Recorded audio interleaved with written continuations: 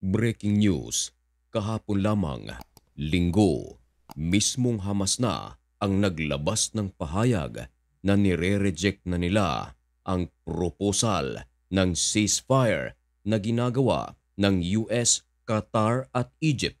Nagbabala na rin si Benjamin Netanyahu. Ayon sa kanya, ito na sana ang chance ng Hamas para makamit ang tigil putukan sa Gaza. Pero sa kasamaang palad, ayon sa report, ay tinanggihan na ito ng Hamas. Nagsalita naman ang presidente ng Israel. Ayon sa kanya, kasalanan na daw ng Hamas ang mga susunod na mangyayari sa Gaza. Hinala naman ng ibang eksperto na kaya raw ayaw nang makipag-usap ng Hamas sa ceasefire na binubuo ng Egypt, Qatar at United States of America dahil sa baka wala na raw silang maipakitang hostage. Ayon kasi sa kampo ng Hamas, hindi na kailangan ng negosasyon, implementation na agad. Kaya nagbabala na ang Israeli negotiators. Ayon sa kanila, may pag-asa sana ang Gaza na magkaroon na ng ceasefire at dahil sa pagtanggi ng Hamas ay wala nang susunod pa na ceasefire talks. Ito ang matinding babala ni Benjamin Netanyahu at ng mga Israeli negotiators. Isa lang ang ibig sabihin sa mga babalang ito. Ang mga pahayag ni Benjamin Netanyahu ay nangangahulugang hindi na matitigil ang giyera sa Gaza at patuloy na at kung sakaling humingi na ng deal ang Hamas ay tatanggi na ang Israel. Seryoso raw ang gobyerno ng Israel upang pag-usapan ang ceasefire deal. Katunayan, nagpadala nga ito ng delegation sa Doha, Qatar upang pag-usapan ang ceasefire. Kaharap nila ang United States of America, Qatar at Egypt. Subalit, sa kasamaang palad, walang representative ang Hamas sa naturang talks. Nagsalita ang kampo ng Hamas at nagpaliwanag kung bakit hindi na nila kinakailangan na magkaharapa ang mga negotiators ng iba't ibang bansa. Ayon sa kampo ng Hamas, sinisisi nila ang Prime Minister ng Israel na si Benjamin Netanyahu na naglalagay daw ito ng balakid upang hindi na makipag-ugnayan ang Hamas. Ayon sa Hamas, gusto na sana nila ang proposal na inilatad ng United States of America. Pero ang problema raw, may binago at may dinagdag si Benjamin Netanyahu. Pero ayon kay Benjamin Netanyahu, wala raw siyang dinagdag ni wala raw siyang binago. Ang paratang na ito ay isa raw malaking kasinungalingan. Ito ay ayon kay Netanyahu. Pinapalabas lang daw ng Hamas na Israel ang ayaw ng ceasefire. Subalit, ang pangyayari ngayon ay isang malaking ebidensya raw na ang Hamas ang ayaw ng ceasefire dahil nag-effort nga ang United States of America at ibang Arab countries. Egypt at Qatar kasama na ang Israel. Pero sa naturang announcement na magkakaroon ng pag-uusap sa Doha, Qatar, tanging Hamas daw ang walang pakialam. Kaya ayon kay Benjamin Netanyahu na ang paratang na ayaw nila ng ceasefire ay binabaliktad daw ito ng Hamas. Ayon sa report ng The Times of Israel, malaki raw sana ang expectation ng Israel na magkakasundo ang Israel at Hamas.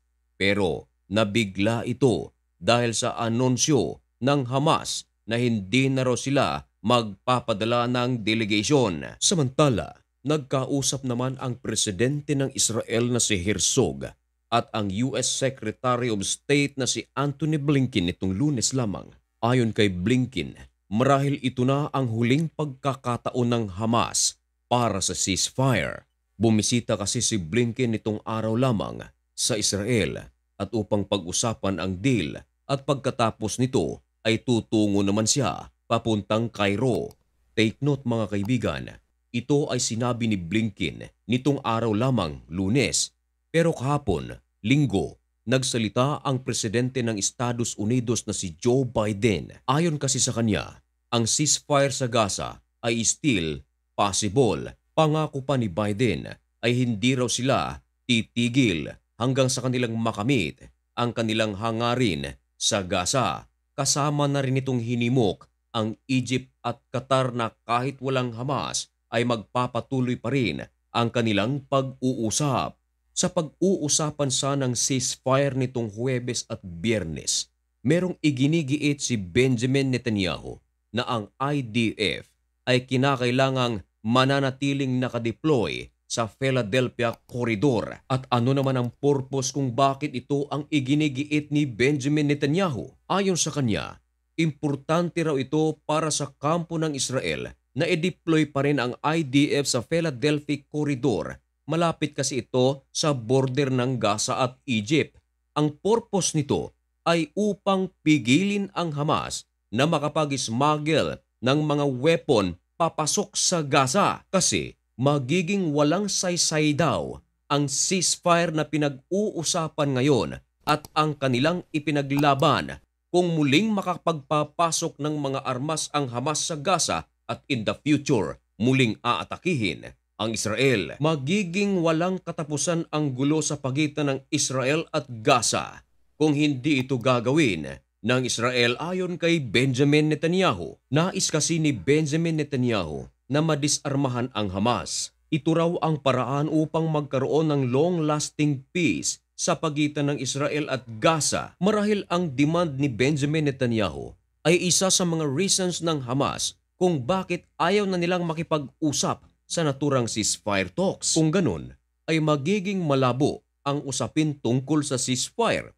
sapagkat ipagpapatuloy ni Benjamin Netanyahu ang kanyang nais na mangyari.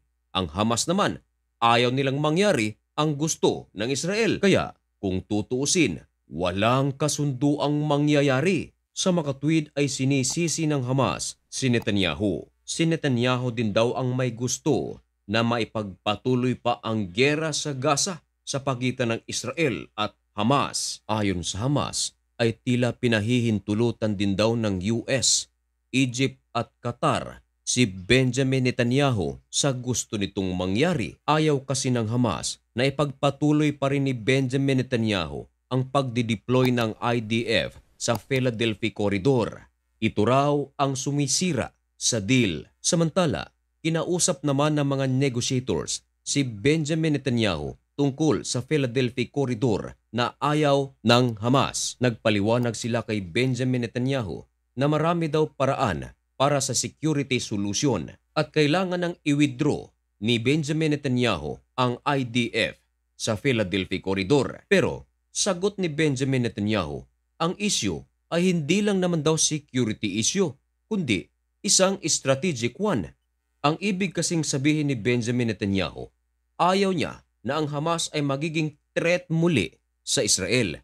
Maging ang ibang mga Palestinian, ayaw niya rin na maging threat ito. Kung sakaling mag-ceasefire man lang, dapat daw ay permanente na. At ito ay may sasakatuparan daw kung palaging nakadeploy ang IDF sa Philadelphia Corridor upang wala ng mga armas na makapasok sa Gaza.